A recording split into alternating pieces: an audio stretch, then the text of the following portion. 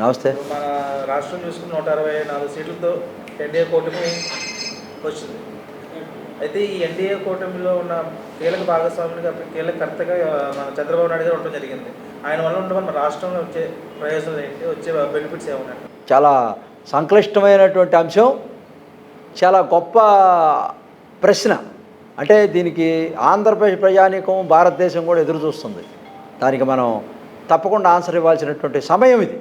తగిన సమయంలో మంచి ప్రశ్న వేశారు. మనం 2013 బైఫ్రికేషన్ జరిగిన తర్వాత చాలా నష్టపోయాం. కట్టుబట్టలతో చంద్రబాబు నాయుడు గారిని హైదరాబాద్ నుంచి పంపించేశారు. మీ అందరికి కూడా తెలుసు. ఆయన బస్సులోనే పడుకున్నాడు. అటువంటి పరిస్థితి ఆంధ్రప్రదేశ్ పరిస్థితి. మనకి రాజధాని లేనటువంటి రాష్ట్రాన్ని ఇచ్చారు. అంటే తలలేని మొండ్యాన్ని. ఆ రోజు ఉన్నటువంటి కాంగ్రెస్ పార్టీ తలుపులేసి వెంకయ్యనాయుడు గారిని ఒప్పించి, జయరాం రమేష్ గారు వీళ్ళందరూ కలిసి అవి చేస్తాం, ఈ చేస్తాం, ఈ చేస్తాం, అవి చేస్తాం, ప్రత్యేక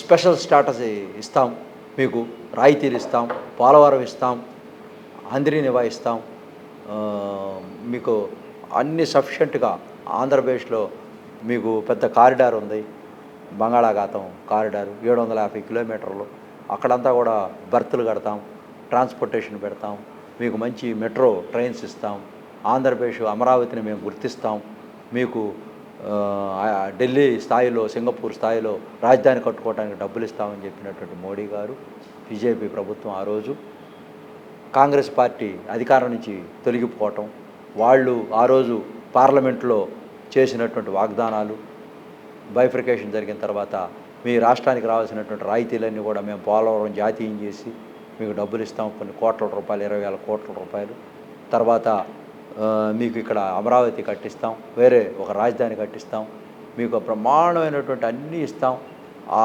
స్పెషల్ స్టాటస్ అనేటువంటి అంశాన్ని ప్రత్యేకంగా ప్రస్తావించి చేశారు. అవన్నీ కూడా తొంగలో దొక్కారు. మీరు అడిగినటువంటి ప్రశ్నలో ఇప్పుడు నేను వస్తూ ఉన్నాను. ఇప్పుడు జనం తీర్పిచ్చారు. మధ్యలో అయారాంగాడు గయారాంగాడు జగన్ లాంటి పొలిటికల్ స్టేచర్ లేనోడు కేవలం పేదవాళ్ళ యొక్క బలహీనతలను అడ్డం పెట్టుకొని, ఏదైతే ఈ ఆంధ్రప్రదేశ్లో ఉన్నటువంటి బలహీనతని అడ్డం పెట్టుకొని వాటన్నిటినీ తనకి వాడుకొని అధికారంలోకి వచ్చినటువంటి ఆ నియంత 22 సీట్లు గెలుచుకొని నేను ప్రత్యేక స్టాటస్ తెస్తానని చెప్పి మోసం చేసిన నేపథ్యంలో ప్రజలందరూ కూడా చీకొట్టారు. ఇప్పుడు సరైనటువంటి దేశం. ఒకనాడు చంద్రబాబు నాయుడు గారిని మోడీ గారు కనీసం చూడటానికి, పిలవటానికి కూడా ఆలోచన చేసినటువంటి వ్యక్తి ఈ రోజున కిదరే బాబు, బాబూజీ అని ఆంధ్ర ప్రజలు ఆత్మగౌరవాన్ని, ఎక్కడైతే కట్లమ్మిన చోట పూలు అమ్మటం కోసం, ఆయన గౌరవాన్ని కాపాడటం కోసం చంద్రబాబు నాయుడు ఆత్మ గౌరవాన్ని, తెలుగు వాళ్ళ గౌరవాన్ని ఓట్లేసి ఇండియాలో డిసైడింగ్ ఫ్యాక్టర్కి వచ్చినటువంటి చంద్రబాబు నాయుడు గారు నిన్న చూస్తూ ఉంటే మన తెలుగు వాళ్ళ యొక్క హృదయాలు పులకించిపోయింది. ఇప్పుడు వస్తున్నా మీ పాయింట్కి. ఏమొస్తాయో తెలుసా?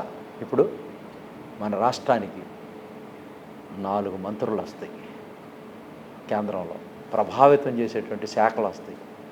మనకి ఉన్నతమైనటువంటి స్థానంలో బాలయోగి గారిని ఆ రోజు తెలుగుదేశం పార్టీ స్పీకర్గా కూర్చోబెట్టింది. అటువంటి కీలకమైనటువంటి స్థానాలు కూడా మనకు వస్తాయి. జనసేనకి వస్తాయి, ఇక్కడ ఎన్డీఏ కూటమిలో ఉన్నటువంటి మిత్రపక్షాలకు వస్తాయి. వీళ్ళంతా కలిసి అక్కడ ఉన్నటువంటి మోడీ ప్రభుత్వంలో రాష్ట్రానికి రావాల్సినటువంటి స్పెషల్ ప్యాకేజ్, స్పెషల్ స్టాటస్ అంటే ఏంటో తెలుసా? నేను ఒక మాటలో ప్రజలందరికీ కూడా చెప్పాలా. అదేంటే ఏదో బ్రహ్మాస్త్రమో లేకపోతే అదేదో ఒక ప్యాకేజ్ అనుకుంటున్నారు, ఒక ప్యాకెట్లో వస్తుంది అనుకుంటున్నారు. కాదు, అది విస్తారంగా ఆలోచిస్తే అసలు సమగ్రంగా ఆంధ్రప్రదేశ్ కేవలం ఒక 5 ఏళ్లలోనే బ్రహ్మాండమైనటువంటి అమెరికా స్థాయికి ఎదుగుద్ది, ఆర్థిక పరిపుష్టి కలుగుద్ది. ఎందుకంటే మనం ఎక్కడ irrespective of colour and creed and culture, irrespective of పార్టీలు, ఇవన్నీ కూడా కాకుండా అందరూ ఎవరైతే ఇండస్ట్రీస్ పెట్టుకుంటారో ఆంధ్రప్రదేశ్లో వాళ్ళందరికీ కూడా పర్మిషన్ ఇస్తారు. Single window permission without fee consultancy. తర్వాత వీళ్ళకి రాయితీలు, పర్మిషన్కి స్థలాలు ఏర్పాటు చేయటం ఇండస్ట్రియల్ హబ్కి, తర్వాత ప్రభుత్వం ఉచితంగా కరెంటు, అదేవిధంగా ఇన్ఫ్రాస్ట్రక్చరు, కరెంటు ఉచితంగా ఇచ్చేస్తారు, తర్వాత సబ్సిడీలు, అసలు నీకు అంతా ఫ్రీ. ఎవరైతే ఇండస్ట్రీ పెట్టుకో ట్యాక్స్ లేదు, ట్యాక్స్ ఫ్రీ. ఇది పెద్ద బోనస్. అందువల్ల ఏమవుతుందంటే ఏదైతే గతంలో బీహార్ వాళ్ళు కూడా అడుగుతూ ఉన్నారు, ఇప్పుడు బీహారు సీఎం గారు మన చంద్రబాబు నాయుడు గారు వీళ్ళిద్దరు కోరికలు ఏంటంటే స్పెషల్ స్టేటస్ కావాలా ఆంధ్రప్రదేశ్కి.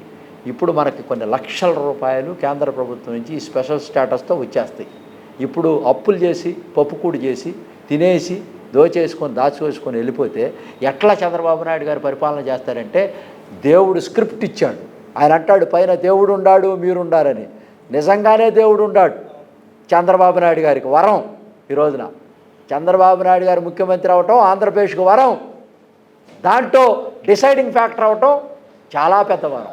ఇప్పుడు ఏమవుతుందో తెలుసా, ఆంధ్రప్రదేశ్ మొత్తం ఈ యొక్క కారిడార్ మొత్తం, కోస్టా కారిడార్ మొత్తం ఇండస్ట్రీస్ వచ్చేస్తాయి. ఇక్కడ 3 ఇండస్ట్రీస్ 3 విధాలుగా విభజిస్తాం. ఆక్వా, ఈ కోస్టల్లో మనకంతా ఆక్వా కల్చర్, ఆక్వా కల్చర్లో ఒక హబ్ లాగా తయారవుతుంది. అక్కడికి వచ్చేలేపటికి మన శ్రీకాకుళం, విజయనగరం, విశాఖపట్నం వచ్చేలేపటికి డ్రై ఫ్రూట్స్, ఆ కల్చర్లో పెద్ద హబ్బు అక్కడంతా కూడా. మన రాయలసీమ ఇదంతా వచ్చేటప్పటికి మనం ఈ యొక్క మెట్ట ప్రాంతానికి సంబంధించినటువంటి క్రాప్తో అక్కడ ఉన్నటువంటి హబ్బులాగా తయారవుతుంది. ఇవన్నీ ఒక పెద్ద కల్చర్.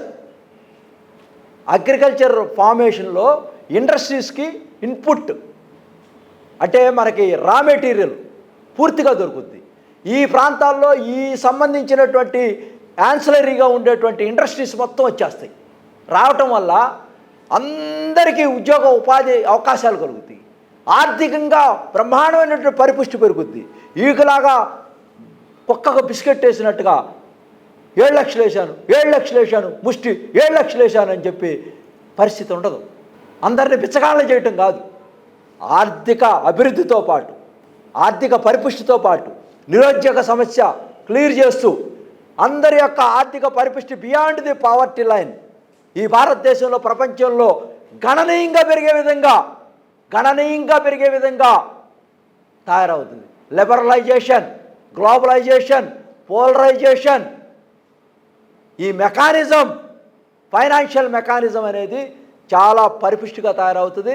మనకున్నటువంటి ఏదైతే జీడిపి ఉందో, జీడిపి తలసరి ఆదాయం ఇప్పుడున్నటువంటి 7% ఉన్నదో అది మెండుగా 20%కి వెళ్ళిపోయే పరిస్థితి ఇండియాలో ఎక్కడా లేదు. అమెరికా ఆ ప్రాంతంలో ఉంది. ఆ స్థితికి వెళ్తాం. ఇప్పుడు మనం ఇచ్చినటువంటి తీర్పు వల్ల చంద్రబాబు నాయుడు గారు విజనరీ, ఆయన G5లో ఉన్నాడు. స్వర్ణయుగానికి బాటలు వేస్తాడు, అనేక సంపదను సృష్టిస్తాడు, తప్పకుండా ఇచ్చినటువంటి వాగ్దానాలను నెరవేరుస్తాడు. కేంద్రం మొత్తం కూడా ఆంధ్రప్రదేశ్ మీద కాన్సన్ట్రేషన్ చేయబోతా ఉంది. ఎందుకంటే is a legend. Chandrababu Naidu garu నిన్న అంటా ఉన్నారు, మోడీ గారు అసలు కిదరే Babuji a great leader in the world, is a బడా ఆద్మీ. ఆయన పదవి చేసేటప్పుడు నేను ముఖ్యమంత్రిని కూడా కాదు, ఎమ్మెల్యేని కూడా కాదు. చంద్రబాబు నాయుడు గారికి ఉన్నటువంటి అపారమైనటువంటి అనుభవం, ఈ దేశాన్ని ప్రపంచాన్ని శాసించేటువంటి వ్యక్తి అని చెప్తా ఉంటే అందరం పులకించిపోయాం. ఆ నేపథ్యంలో చంద్రబాబు నాయుడు గారు ఈ యొక్క గయారాంగాళ్ళు ఊదరగొట్టడం, ఈ యొక్క డబ్బాలు కొడితే పొంగిపోవటం లేదు. అతను విజయోత్సవాల్లో ఎక్కడ పాల్గొనలేదు. తక్షణ కర్తవ్యం హస్తినకు పోవలే.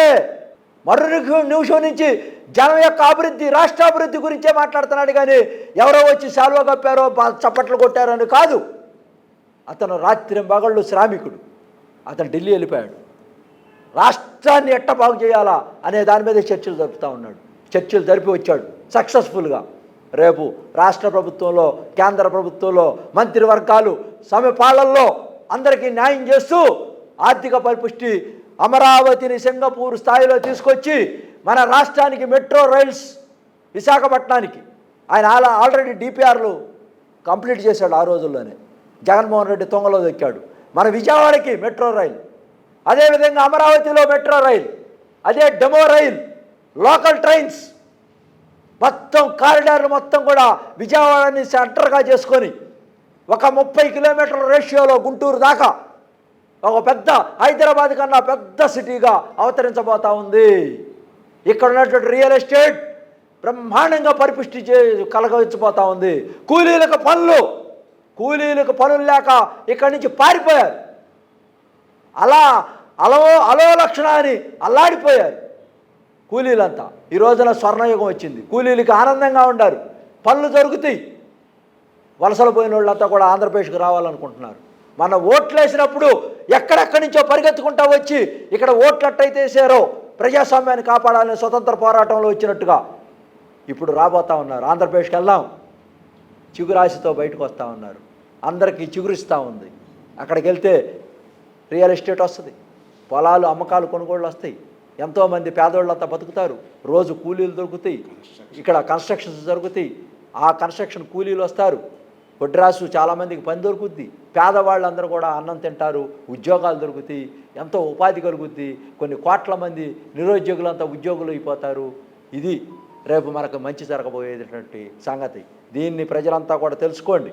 తప్పకుండా చంద్రబాబు నాయుడు గారు ఇవన్నీ కూడా తీసుకురాపోతున్నారు. మనకు మేళ్ళు జరుగుతున్నాయి.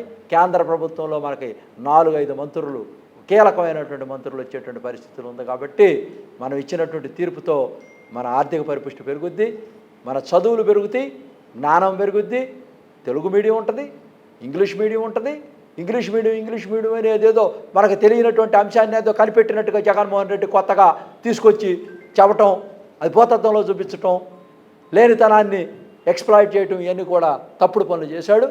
తప్పకుండా మనం అన్ని ప్రాంతాల్లో అభివృద్ధి జరుగుద్దని కూడా ఈ సందర్భంగా తెలియజేసుకుంటూ వారాహి ద్వారా ఆ వ్యూవర్స్ అందరూ కూడా తెలియజేస్తా ఉన్నాను. మరొకసారి మీరందరూ కూడా మాకు ఇచ్చినటువంటి సహకారాలతో ఈ రోజున మంచి విజయాన్ని నమోదు చేసుకున్నాం.